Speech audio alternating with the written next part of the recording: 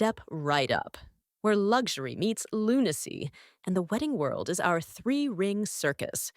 We're your ringmasters, Marilyn Exposito and Manolo Dureste, wedding pros with 50 years of combined experience and a flair for the dramatic. From show-stopping venues and wild vendor tales to jaw-dropping I-dos, this is your all-access pass to Happily Ever After. Welcome to Ringleader Show. Today, under the big top, we have none other than Chris Weinberg. She is the founder, principal planner, and HBIC, head bitch in charge of Chris Weinberg Events. She's known for her luxury weddings, banging mitzvahs, and corporate spectacles.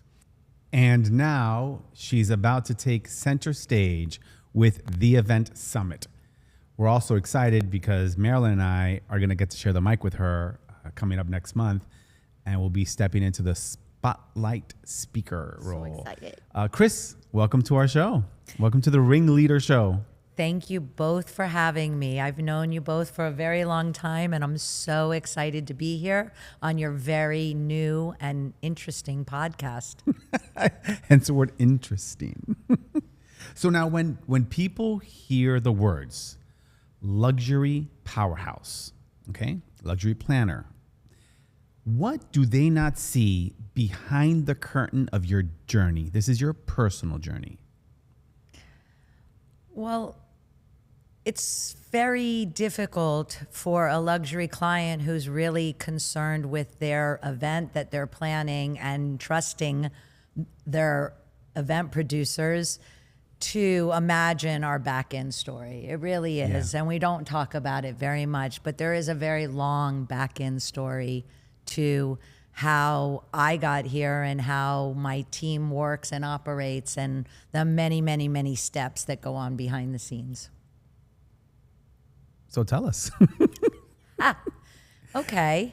Well, I think to be a really amazing event producer or event planner, you need a lot of skill sets. And I started working when I was 15 years old, and I worked for probably 30 companies before I was 30, and I've worked for my own company now for more than 20 years. So I definitely found my calling, but I don't think without all of those skills that I learned along the way and all the experience that I had working with different companies and different people and learning to communicate and learning all the skills necessary, I don't think that I could have started where I started, and I don't think I would be here today at all. Give us two highlights from that journey that really solidified or were huge turning points for you to pivot into the next part of your career.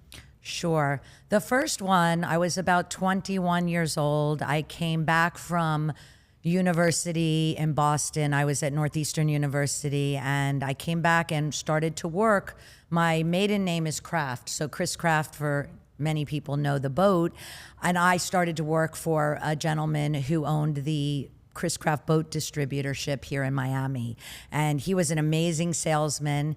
He was from Colombia, and I learned a lot from him, but he wasn't always the best boss. So all of his upper management, one by one, eventually all left, and we had to produce a display for, at the time, which was Bayliner boats, because we switched from Chris Kraft to Bayliner, the largest installation at the largest international boat show in the world that takes place in Miami. And it used to be a 10-day boat show with a 1 week load in before and pretty much a 1 week load in, load out. And one day he came to me and he said, "You're going to be in charge. You are going to produce and direct all the logistics for 45 boats to go into the Miami Beach Convention Center." And I was like, oh my God, I'm not ready for that. I can't believe it. But I took it on with vigor. I was young, and as we all know, the younger you are, the more hours you could work. And I produced this amazing boat show, and it was really like, as I look back now, I'm like, no wonder I started doing this, right? So he saw something in me at 21 years old that I didn't maybe see in myself. And then the second thing that really happened for me, I had 3 children. They were 3, 5, and 8. Wow. And I did a lot of community involvement before I had children, and a lot of networking with my husband. And we were in our 30s, and that's what you do. And we would go out, and I would talk to somebody interesting, and they would say, "Oh, what do you do?" And I'd say, "Well, I'm a mother of 3." And they would say, "Oh, how nice." And then they would turn around and go talk to somebody else. And it really freaked me out. So I said, I have to go back to work, but I don't want to go back to work for somebody. And I happened to have been at a beautiful bar mitzvah in a gorgeous home on Miami Beach. And my friend was in her beautiful beaded gown, and it was drizzling outside, and they didn't tent. And she was there with towels trying to clean up the floor so the kids wouldn't slip. And in the meantime, as I'm watching that, I'm smelling the most disgusting fish that I can smell from over 100 or 200 feet away. And it just dawned on me, this is what I can do. I can produce events for my friends, and I just started that way. So those are 2 big things that, as I look back now in my career, there were defining moments. I love that. Those are great. Those are great to hear. Now, when it comes to an event, a bar mitzvah, a wedding, what's the wildest kind of behind the scenes moment that kind of made you sweat a little bit? Like, oh no, this didn't happen, or they didn't show up, or there's a delay, or something that really, and how you were able to overcome that? I get asked this question quite often. A lot of the drama usually comes from the families or the guests that we work with, not so much our team, because we've been trained that it's live TV. And Not there's your no team do-over. so much, but like something happened, like a vendor got in a car accident, or the cake had an issue before it arrived, or something that really just got you like, oh no, how do we fix this? How do we overcome? The What do groom we was do? drunk as hell and couldn't get up there and say his vows. Again, I get asked this question so much. And really, I think I've been pretty fortunate, because I can't really think of that horribly tragic moment that I had to save. I've had many moments where I've had a bride in tears or a mother in tears, and I've had to talk them off the ledge and get their makeup redone and get them back out. We've had failures of clothing that, of course, we've had to fix on the spot. But I had a bride almost, I don't know, pass out at the altar. So I happened to have, for some reason, smelling salt in my car. So I ran out to grab it, and she came back up at St. Patrick's, and she literally passed out on the altar. wow, Yeah. it's crazy. I mean, every event I go into it sweating that question, what's going to happen? Yeah. And are we going to be prepared to deal You with guys it? are always prepared. But I feel maybe by virtue of the volume, I don't know, maybe by good planning, maybe by pure luck, Yeah, we that's really have been very, very fortunate. There have been instances where weather has taken over, but as we all know, a good backup rain plan will save you. Listen, right? I had an instance this past January where the ceremony was all the way in downtown Miami. Reception was at the Trump. Priest decided he was gonna not just give an hour homily. Let's do an hour and a half. Why? Fuck it. Why not? Especially today. It delayed us into getting into the Trump by over 2 hours because Trump decided he was gonna come into town that day. So they closed off all of 36th Street. It was scrambling. Everybody had to go through Secret Service security. It was a shit show. No. So one of many stories. So the fact that nothing that crazy has ever happened to you, I mean, kudos to you. Kudos. You do, though, however, have an amazing team. I've met your entire staff and have only lovely things to say about them. Thank you. They are amazing. I feel very blessed and fortunate. I've worked side by side with them for at least 10 years now. And we are like on stage at ballet. We dance. We each take a lane, and we all work on our same client events. It's great that you also take them to all of these events. And if you can't make it yourself, at a networker, you send them, which is a great way to get them to connect to all the other vendors that you don't get to probably meet at some point. Correct. I've told them from day one, you are all event producers, you're wedding planners. You all need to stand on your own. You may not work for me forever. So I always put them front and center to rise above and stand on their own 2 feet and make their own relationships. I think it's really important. That was a perfect lead into what I'm going to talk about next, which is what was the inspiration, the catalyst, or a moment that you said, you know what? Forget it. I'm doing this summit. I'm going to create something and I'm going to take my knowledge and share it. What was that moment for you? So 12 years ago, after being in business for 10 years, I was going crazy. I had a local business. It was a word of mouth business. And I didn't know what wasn't right, but I was never truly happy. And I was complaining about it or bitching about it to colleagues. And it was suggested that I find some business education that spoke to me. And after I started to get business education, I also found the Goldman Sachs 10,000 Small Businesses program. And it really helped me. What was the question again? What was the deciding factor, the aha moment that really said, I'm going to create the event summit? Yes. Okay. So I'm in the Goldman Sachs. It's this master's program. I'm with all these business owners, and the answers are coming to me. All of my struggles and my conflicts and my reasons why I was uncertain if this was the right industry for me to stay in were being solved by business education. And I couldn't believe it was that easy. So I was like, wow, I really need to share this. Because if you know me, you know I love to share information and I love transformation. So I'm like, wow, I really can't believe this is so easy. I've been struggling for 3 years. I've been not so happy for 5 or 6. And now all of a sudden, all the answers are here. And so I knew 10 years ago, 12 years ago, that this was inevitable. Beautiful. I just needed time to find a slot to make it happen. I'm glad you did. Thank you. Who was your mentor for that, and how did that, come to be? Because I'm sure somebody had to mentor you to say, okay, I can do this for other people. So great. I went to some amazing conferences. There were amazing people who were in the industry that I knew of. I read their books and they were on stage speaking, and just that they were sharing stories about their work life that mirrored some of the challenges that I had made me realize that I wasn't alone, and it helped me to find answers, right? So I didn't have any one particular mentor, but a combination of them along the way. And the thing I feared most was selling and marketing myself on a level that I hadn't done for the first 10 years of being in business. And I think that I overcame that really by investing in the right coach. I knew about coaches. I had met quite a few, and I knew, and it didn't matter if it was true or not, I believed that sales and marketing were not my strengths. So I hired a sales and marketing coach.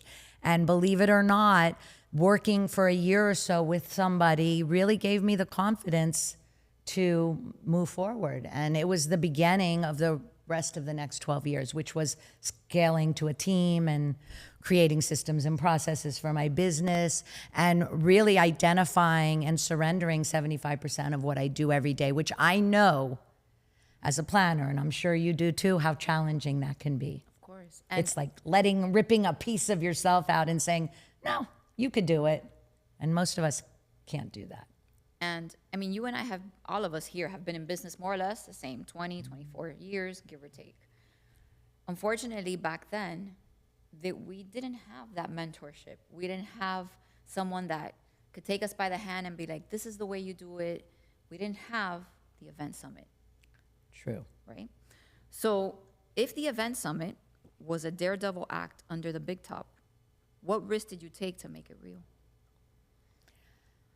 Well, I took the risk of imagining that I could attract other like-minded people with similar challenges, pains, concerns, and desires to grow, and invite them to spend money and make that investment to come and hear not just what I have to say, but what the experts along the way that I've cultivated and my friends and colleagues in the business who really know what they're doing and are giving of themselves for free, no monetary commitment, that I could populate a room. And I think that's the big risk. But I knew from the get-go, if I had 25 people or 125 people in the room, it was going to be successful because you have to start somewhere, right? Absolutely. I've had planners that have asked me, "Hey, Marilyn, you know Chris, you know these speakers. Is this worth it?" And I tell them, absolutely. It's definitely worth it.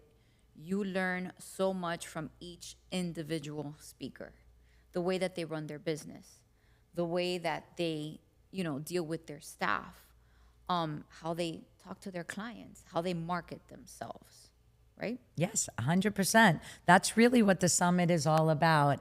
And we're starting early in the day with why. What is your why? Because when we don't know, That reminds me of this asshole. He bought me the fucking book and sat me down at a cafe Simon's and was book? like, "What's your why? And why are you doing this?" And as much as I can't stand him, I have to give him credit because I always looked at my why as I'm a people pleaser and I love doing this shit. But it went so far back, which it didn't click for me, that in high school, I was given the Unsung Hero Award. And he's like, "And why were you given that award?" I'm like, "Because I was the one that put all the fucking pep rallies together. Nobody ever knew it was me. They just figured, oh, it's probably, the teachers that did it together, whatever." It was like, no, it was me getting, all of the acts together and the cheerleaders and the football players and getting everybody, in sync. And he's like, "That's why you do what you do." it's true. It's true. But we often don't go back that far to understand why it is we do what we do. And just that act of going back that far to realize who we are and how we got here is a lot of work and pressure too. And that's why the summit is so important, because the summit forces you to start asking yourself questions. If you want to grow, if you want to solve for challenges that you have. And I don't know too many business owners that don't want to grow. I don't know too many business owners that wouldn't like a little more free time that they're going to capture by working on their business just a little bit and identifying what's important to them. I know I had zero goals when I started. Zero. I just wanted to go back to work, and I wanted something that would work around my children and my husband and my lifestyle. And what happened is like magic, because as soon as I got focused and I had goals and I had vision, everything started to happen like immediately. So one of the things that I think is so important, at least in my story, but I think it resonates with many, many small business owners, is we have to not be afraid to take risk, right? So the tapes, maybe from my childhood, maybe from my upbringing, for our parents, "Oh, you're taking on too much, you can't do that." All of these things are already in our subconscious. So for 10 years, I never thought about it in terms of what if I did this or what if I did that. And I remember going to my first Engage 11 years ago, and I went because some of my colleagues who had been in business a long time said, "Listen to me." And they were like, "I don't know if I have answers for you, but I think you should go to Engage because I think you'll find answers there."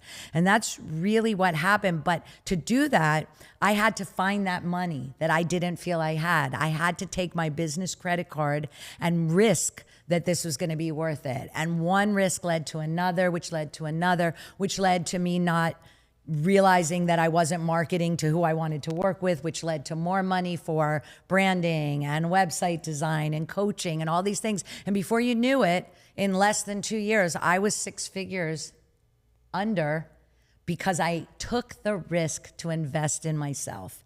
And I will tell you emphatically, and I will tell everybody at the summit, and I will tell anybody that ever asks, if you are a business owner and you put all your ducks in a row and you do what you're supposed to do and you're willing to take that risk, beautiful, amazing things can happen. Because within less than a year after that, I had no more debt. Amazing. And I had a great team. Yeah, you do. And I had systems and processes. And it was a lot of hard work to get there. But here I am 12 years later, and every day I love to go to work, and every day we have fun, and I no longer stress, do I want to stay in the business? Do I want to get out? You thrive in it. Yeah. Absolutely. Now, Manolo and I are graciously, we're grateful that you're actually having us as speakers at the event summit.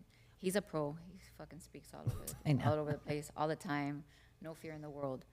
What advice, and I've heard you speak several times, and you're so passionate about what you're talking about, especially when it comes to educating the public. What tips can you give me to not flop on stage? Well, number one, as with this podcast, we all know we have to be prepared, right? Number two, something I've learned more recently as a sort of a newer speaker as well, we have to know who's in the audience, right?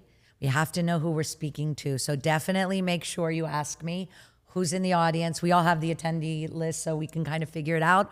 But we have to speak to everybody in the room because the event summit's not just for business owners, founders, small business owners. It's really for all event professionals. So there may be people who work for large catering companies in the room. There may be people who work for large hotels. They're the catering sales managers. So we want to make sure that what we have to say, we're saying it to everybody, right? And yeah, just have fun with it and be your authentic self.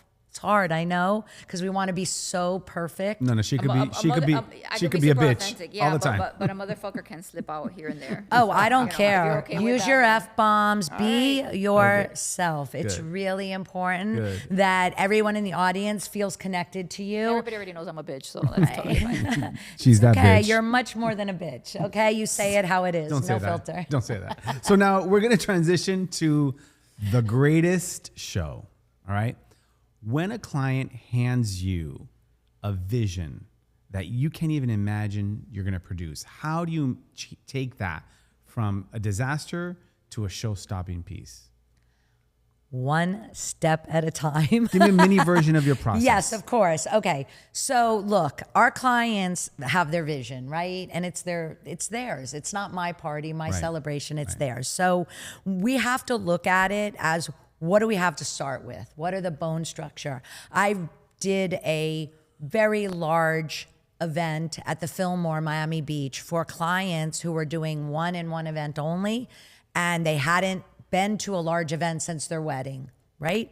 So they had a lot of great ideas. We have to listen really, really well. And instead of saying no, but, like, no, that's not going to work, but here's what we can do. We have to keep them energized, and we have to say, yes, and what if we did this? And yes, what if we did that? Right. And what happens is, because I give our clients a seat at the table, I do want their input to the most that they want to give it, and we have to educate them. I think that's the right word I'm looking for, believe it or not. We educate our clients on what will be successful and what won't be. And the difference between Chris before education and Chris after education is that I'm a very good listener. I listen and I respect what our clients are asking for. And I also have clients that trust me.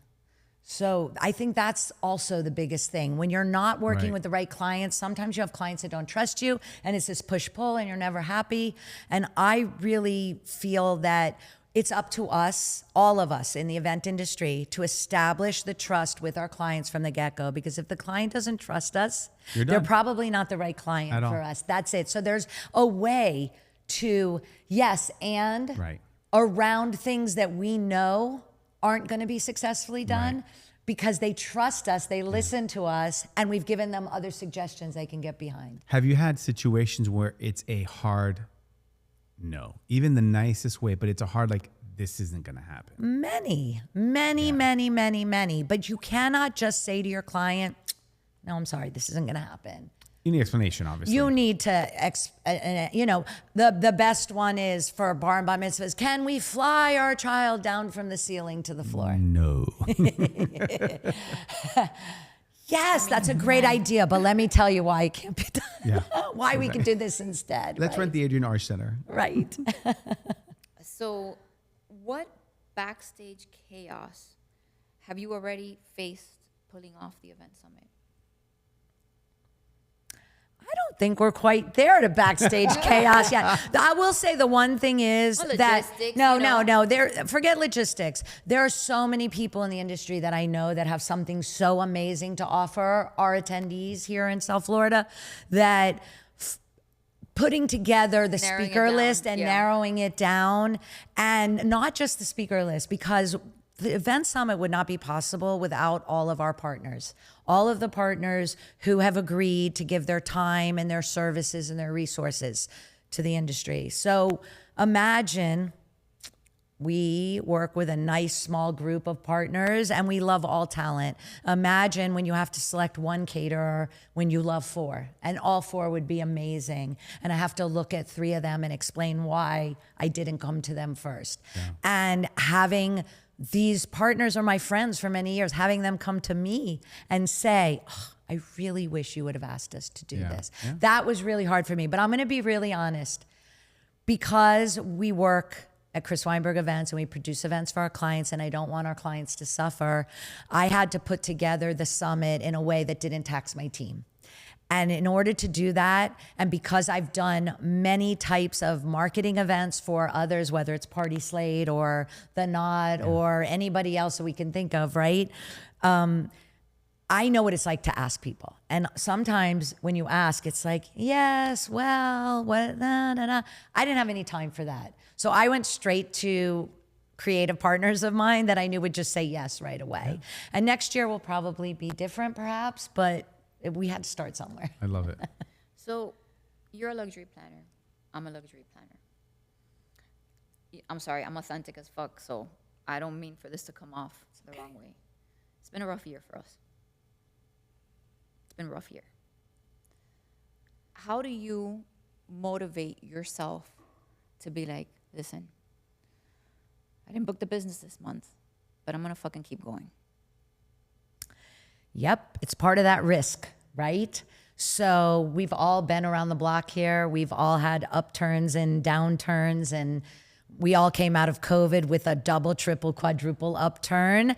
And so it's kind of logical that for the last couple of years, when the world opened back up and everybody could travel, and especially in the United States, Americans were willing to leave the country again, that our businesses would suffer a little bit, right? I felt it, you're feeling it. I think we've all felt it. But I'm a very big believer that in a down cycle, it's a great opportunity for growth. And we reinvest in ourselves, we take a little bit more risk, cut back where we have to, we compromise a little bit where we have to. Maybe we take some jobs that we wouldn't normally take to make sure that we are covering our expenses and feeding our team. Absolutely. But it's really important not to compromise who we are. It's really important that we stay true to ourselves, and it's really important that we don't let fear creep in, which we're all guilty of. And we say, you know what, this is a temporary moment in time. And as small business owners, we plan for these types of downturns so that when it happens, we're not out of business, or we're not like, I can't take this anymore, I'm done. Yeah, it's to me, I tell people it's a small pivot, right? So before, I didn't do kids events, and I didn't do bridal showers, and I didn't do baby showers. And I found myself for the past year having to pivot because I had past clients that were coming back and saying, hey, you know, can you do my kids' parties? And I'm like, I don't fucking have kids. I don't know what cartoons to watch. Like, how do I do this? And I'm like, Marilyn, you produce large scale weddings. You can do a fucking kids' party. Get the fuck out of here. Absolutely. You know the right people. We know the right people. Absolutely. We know Bambini. We know a lot of people. We know a lot of planners too. They're going to guide us into the right, place. So, you know, when somebody comes to me and asked me about a mitzvah, they have a new mitzvah client, they've never done a mitzvah before. All I want to do is share. Of mitzvahs, by the way. All I want to do, thank you. I take it as a compliment. All I want to do is share. I want people who've never done a South Asian wedding to not be afraid to take one on. I want people to take on a kids party if they don't take on kids parties. But yeah, we have to pivot a little bit, but we have to stay true to our brand, because as soon as we start showing on our social media things that we're not known for, we dilute the opportunities that we had for the kind of clients we want. And I think that's very important. Perfect example. The other day, I sent Manolo a story on this luxury planner. And I'm like, she did this type of event? Like, this is not her standard. Yeah. And I think people don't realize that once you do something like that, then you bring on a different clientele, that there's no issues with that if you were starting 20 years ago. But when you're in your 20th year of business, you got to be like really careful as to what you post and what events you want to take on just to make a buck.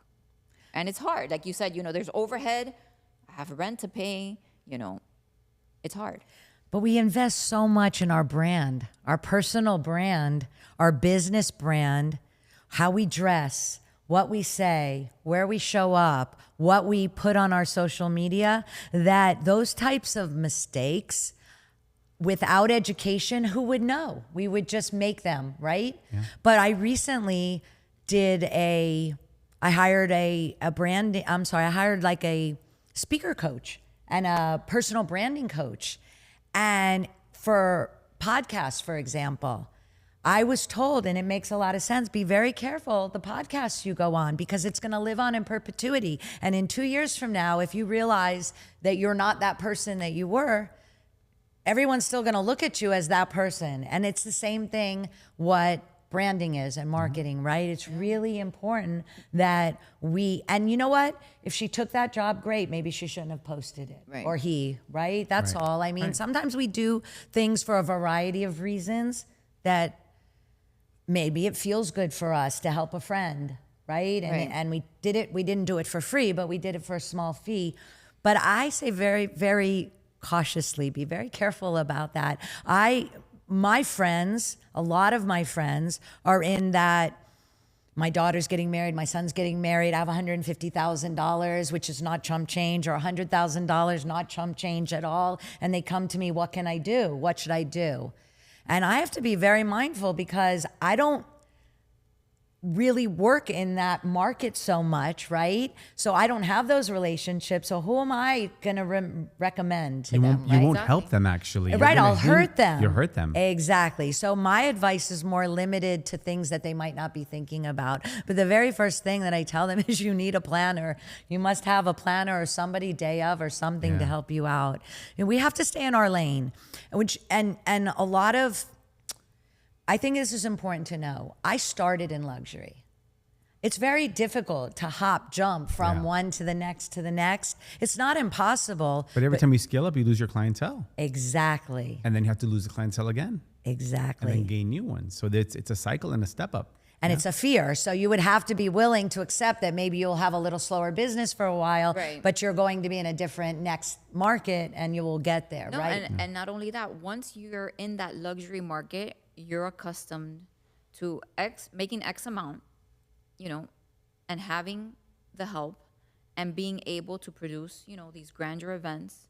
And every event is stressful, but it's not as stressful as if you did something that you used to do back in the day when you first started, or with a lot less money. It's true. just more fucking work. It's true. Look, we all have processes Yeah. and we all have a clientele who is the right fit client for us. And if we don't know who our right fit client is, that's why the event summit is so key, because we're definitely going to talk about that. I think it's really important to not just go to work every day and just randomly work. Yeah. Have a goal. Yes, have a goal and know who your audience is, know who your clientele is, right? Speaking of goals, I want to transition into passing the baton alongside with legacy and mentorship. Okay. Sure. Do you remember a moment in your career where you realized that this industry, it's not just about events, it's about a legacy? I do, actually. I don't think in the first 10 years of business I had any frame of reference for that, because I was working so hard in my business that I never stopped to think about anything else. Legacy, exit strategy, mentorship, all of those go hand in hand with a successful small business. So we really need to think about those things and define what that means for each of us. Mentorship is easy because giving back is paying it forward, and it comes back to us all in spades. Period. End of story. Right? So I never will stop talking to anybody who wants to listen about whatever their challenges are and whatever I could offer. Legacy, again, we come from the same industry. We come from the same market, right? I don't think any of us, when we started out, thought what it would be like when we're here 20 years later or more, right? So legacy has become more and more important in the sense of thinking about what imprint I want to leave when I stopped doing this, right? And hiring a team, hiring young people to come in and work with us. We work with a lot of interns from the hospitality program at FIU Chaplain School. We work with all kinds of different vendors who work with young people. So I don't know. I think that we are on all the time. They're looking at us as somebody who's been doing this for a long time, right? And so we need to be professional. I remember when I first started working, I was my own boss. Like after all the major stuff happened, these were my friends that I worked with. I was drinking and I was having fun. The work always got done. And I thought, this is great. I'm a planner and I can have fun and I can have a drink later on at the night and whatever. And I remember when I had my first young interns and I just automatically went to the bar like 9 o'clock, after all the major things had happened to order myself a drink. And I saw one of my young staff members and I was like, I put the drink down and I said, Chris, you can drink. All the rest of the year, you can't drink in front of your team. And so I think that we have to emulate good behavior, professionalism. Absolutely. And that's also part of legacy, right? Paying it forward. And exit strategy, I don't know. You've been asked. I know I've been asked. I know today I was listening to a panel talk and there was a business owner, not in our industry. And he's like, yeah, you absolutely have to have your exit planned. I don't know what mine is yet. I know I have options. We'll work on that on the second event summit. So with the event summit, how do you maintain the voice of your seasoned ringleaders or seasoned event professionals, but also bringing back in or introducing us to the newer voices, the newer generation? How do you find that balance between the seasoned professional and the individuals entering the industry and bringing that certain amount of life into it? Yes, that's a great question, Manolo.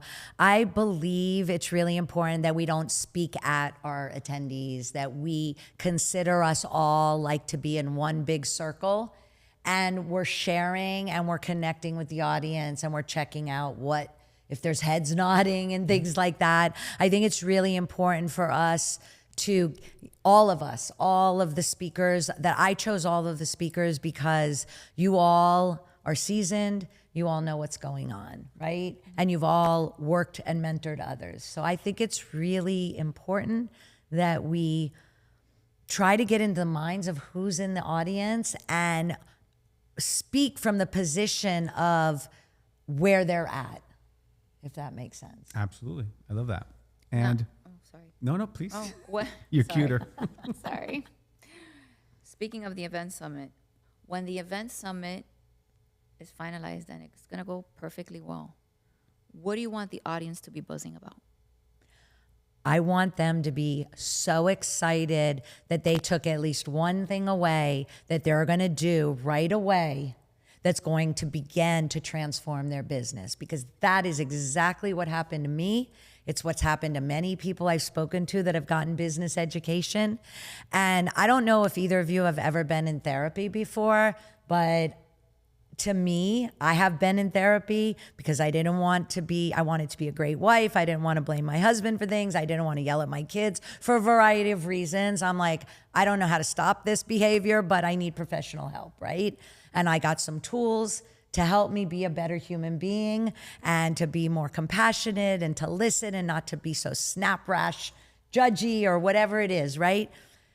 Business education is business therapy. It's exactly the same thing. So if everybody takes one, I hope they take many, but if everybody takes one thing away that they can go the next day and start doing, it will have been a very big success.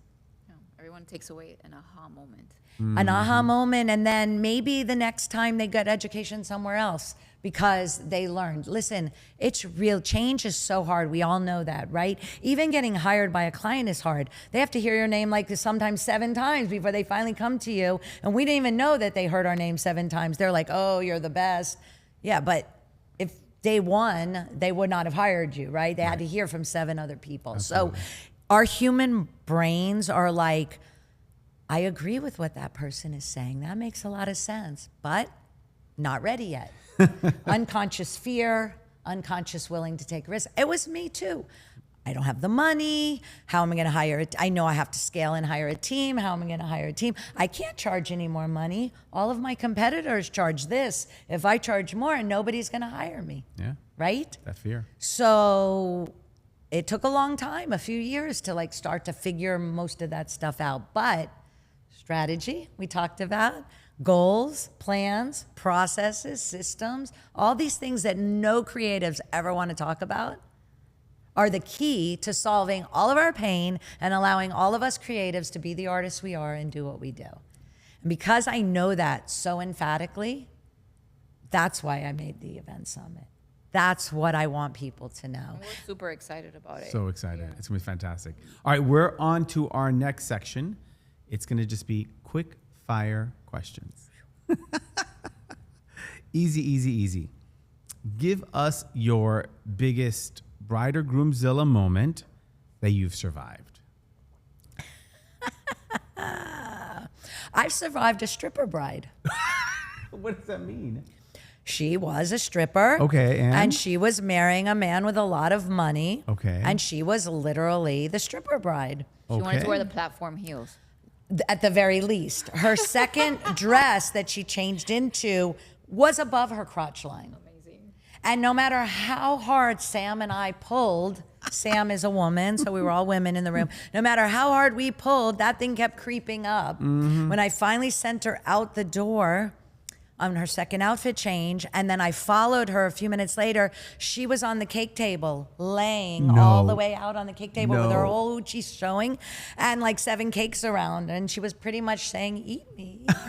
I don't know. But what's funnier than that is that I knew she was, I had a suspicion she wasn't from Miami. It was a destination wedding. Right. I had a sinking suspicion that she was in the nightlife world because her fiance told me that I would meet with her at the Fontainebleau, be prepared to meet her at 3 p.m. for a cocktail because she doesn't wake up before 1 o'clock.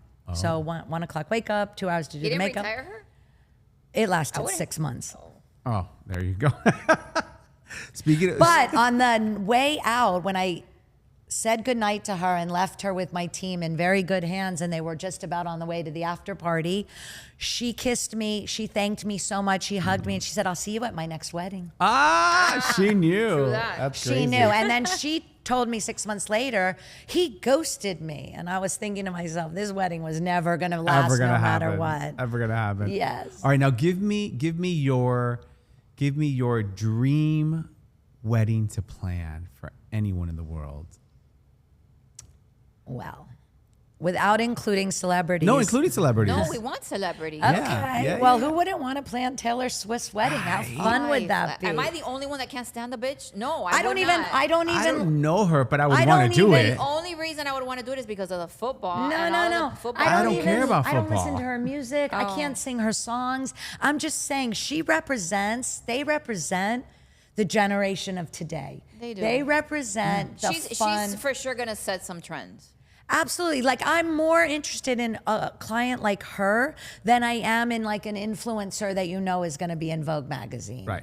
Right? I'm more interested. We live in Miami, right? Yeah. Our weddings are so fun. I mean, the guests are arriving from cocktails into the room, the music's blasting, everyone's invited onto the dance floor. That's a great party for me. And I do a lot of destination weddings where people come from outside of South Florida, and they're not all the same, right? There's a lot of different. New York can be very traditional at times. Dallas, you absolutely do not go right to the dance floor.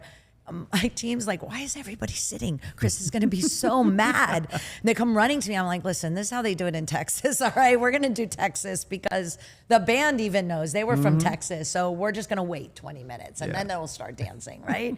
But yeah, it's I don't know, dream wedding. My dream wedding is 3 or 4 days, 7 to 10 events, lots of outfit changes, lots of action going on. If you've ever been to Engage, you know, we're morning, we're Apparently, night. lots of Red Bull too. Red Bull's fine. I supply Red Bull for my team. I have no issue with that. And in fact, when vendors or our creative partners get on site and they see Red Bull in like the vendor room, they're like, oh my God, she has Red Bull. Well, of course. Wake up. Wake Let's up, wake stay. up. Or So a now, cafecito. yeah, cafecitos. That too. So, what's the one thing under the big tent, the wedding, that you'll never allow again? Wow. Why do you give me these seriously difficult questions to answer? The last one is super easy. You almost said.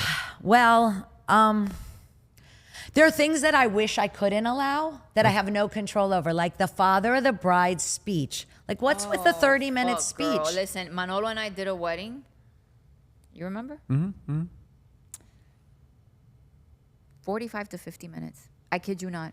I mean, he paid for it because he had to extend the wedding afterwards. I got it. I am in the background climbing out off the wall. Nobody's seeing me, no guests, but my team's cracking up at me because I'm like, what the heck? We have a timeline. He saw it. He approved it. Who talks that long? And then at the same time, they're paying $1 million for a wedding. You're not going to cut him off at the knee. Yeah. So I don't have any control over that. What I do have control over is my creatives. Right. So I will absolutely never, ever, ever allow, and I've seen it so many times and I see it until today, a cinematographer or a photographer to sit down and put their feet on a chair right next to the dance floor, start texting or looking at their phone. Like, that freaks me out so much. Very unprofessional. Pet peeves, Yeah, pet peeves that I have. I have one maybe critical thinking question for you. Who would play you in a movie on your career? God, another crazy I got one. question. Oh, you know who? I will just go. No, you say. No, you go. You go. say. No, No. no. I want to know who's You. going to play you. Who's going to play Chris Weinberg in a movie about her career? My goodness. Wow. Oh, gee, I don't know. Well, I want to tell you who You I tell thought. me, please. When you asked that question, this had never crossed my mind. And the moment I just said that, I was like, all right, Jennifer Aniston. Okay. She's got the hair. She's an I'm Aquarius. I love her for sure. Yes. She's got the hair. Yeah, I that love beautiful that. skin, the smile. Thank you. Pretty eyes. I like that. I don't know. Yeah. You know what? I don't even ever think about those things. So it's really hard for me to imagine who might play me. Like, if you asked me, can I come back tomorrow? I'd be like, ChatGPT, who would play Chris Weinberg?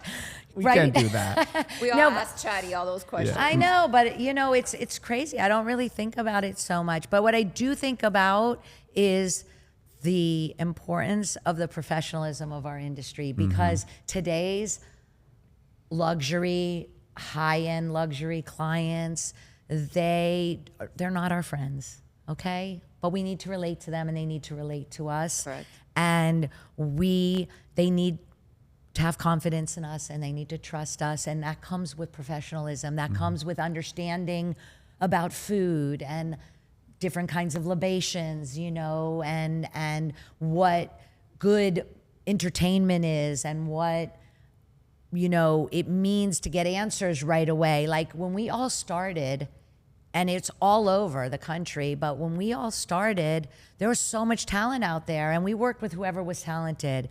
And today, it's no longer talent is not enough. You have to have that amazing website. Yeah. You have to have a process that your planner can back you up and your client can understand, right? Customer service Yes, approach. all of those things. And we have to be effective leaders. When I first started, I thought event planners were here to help the event come across smoothly, until I met like the first photographer on site or the first designer on site, and people weren't that friendly to us. And I'm like, what's wrong with these people? We're here to help. But maybe it was egos in the room. I don't know what it was, but people were still yelling at people. What'd you do? You can't do that. You know, and that is horrible, right? If you're on an event and you have great energy and all of a sudden vendors are yelling at each other or whatever, it's not going to work. Listen, there's no need for that. And I've always been a huge proponent of like that we can respect each other. I don't need to scream at you for you to get something done. Right. You know? And if I do, I'm never going to refer you again. Right. And the thing is that that's what I'm talking about, that level of professionalism, that if we don't have it inherently, some of us do not, we have to work at it. We have to identify how to talk to people, right? I mean, in the 70s and 80s and 90s, everyone just yelled at everybody. There was a Bosses. photographer that was very well known for yelling at people in Spanish. Oye, tú, Oh, yes. ponte ahí. Yes. ¿Qué tú haces? And I Yeah. was like, and he was charging a lot of money back then. And I was like, how the fuck does this guy get hired? You're not going to scream at me. I'm paying your bill. And the clients today are from generations younger than us, and we all work with this generation. They're not just our clients. We work with They were them born every with day. an iPad in their hand, and you need to respond to them in 5 minutes. Right. And so even on my team, 2 are under 32 and 2 of us are over 55, right? And if it wasn't for Cheryl and I being parents already of people that age, I don't think we would have the patience. Yeah. And we do understand that our generation didn't really love the way we were treated. So we raised a different generation, and we have to deal with that generation, not just as parents, but in the workforce. Yeah. And it's 2 different languages, like Absolutely. completely. Yeah. Another thing. Last rapid fire question, and then we'll let you get ready for the summit. Most jaw-dropping moment you've received from a client? Well,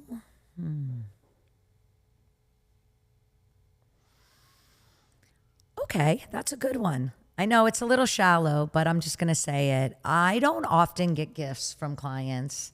The owner, right? You don't tip the owner, I guess. That's just the way it's always been. Not very long ago, I had a very generous client, first-time client. I don't know if we'll ever work together again or not. And she showed her generosity through gifting luxury items, not just to me as the owner, but to our core team. And it's really something special. We work really hard, and we don't all take that money and go buy a designer handbag or something like that, right? And that's what she did for our team. That was her way of saying thank you to us, and I was truly touched. I mean, maybe somebody on my team gets a few $100s here or something after a thank you or whatever, but to spend that kind of money showed her appreciation of everything we did for her. And again, not just me, but the What'd team. she give you? Goyard bags. What? Yeah. Wow. So nice. That's Well, beautiful. And I had never been in Goyard. I mean, I'm saying this on the podcast. I can't believe I'm saying this. But I had never been in Goyard. You can't just walk into Goyard. You need an appointment. And you're only allowed to buy, I think it's 1 or 2 pieces a year. It's crazy. Like, I had no idea. And I thought that was just a generous way to say thank you. Very generous. It's Right? beautiful. Yeah. Very beautiful. I've been blessed. I mean, recently I got a Valentino bag in the mail. And I was like, what? You know, like when you see stuff like that, because you know they're paying a pretty price, you know. After. And yeah, exactly. So I never expect to get tipped. If you want to tip my staff, absolutely go ahead. You know, they're hardworking. But when you get a gift like that and you receive it, it just, I don't know, it just makes you feel so appreciated and so grateful for what you do. Totally. You know, you really change somebody's life. Yes, totally. And this was a client who had done several events not with me. And when she came to me for the 3rd, I was curious, why aren't you going back to that planner, a competitor of mine? And she had heartfelt reasons why. And so we obviously, she had confidence in us that that wouldn't happen. And we didn't expect anything. We are paid very well for what we do, so we don't expect anything. Yeah. This is the part she's going to close it off. Oh, I'm going to close it Yeah. off today. Oh, Yeah. hello. Well, thank you so much, Chris, for being so amazing. I want to end the show by just saying that you are not just, you know, I don't consider you competition. I consider you a partner. I consider you someone, a mentor. And we look up to you. I think that you're extremely generous with your time. And I can't wait to see just how you blow this event summit shit up, because it's going to blow the fuck up. And we are going to be so thankful. And I can't wait to see, you know, everybody in the wedding industry be able to gain from it and be so happy that you did this. So Thank you so much. Rome was not built in a day. It was and we not, have to but- start somewhere. And I couldn't ask for 2 more amazing partners and speakers on the stage. And I'm really excited to hear what you guys are going to say. And I fully expect you to energize and bring the volume up. You guys are both so Miami. I respect and admire both of you so much. Manolo has been a mentor and a friend to me for many years. Marilyn, I've always admired everything you do. We are a melting pot here, right? In Miami, there are layers and layers to our event industry, not just even in Miami, but in South Florida in general. And growing up here my whole life, it is just such a pleasure and warms my heart for us all to be colleagues, friends, and supporters of each other. Well, thank you, Chris. We love you, and I don't say that word a lot, so We love you thank too, you, Chris. guys. Thank you. until Thank next you. time. See you later. Toodles.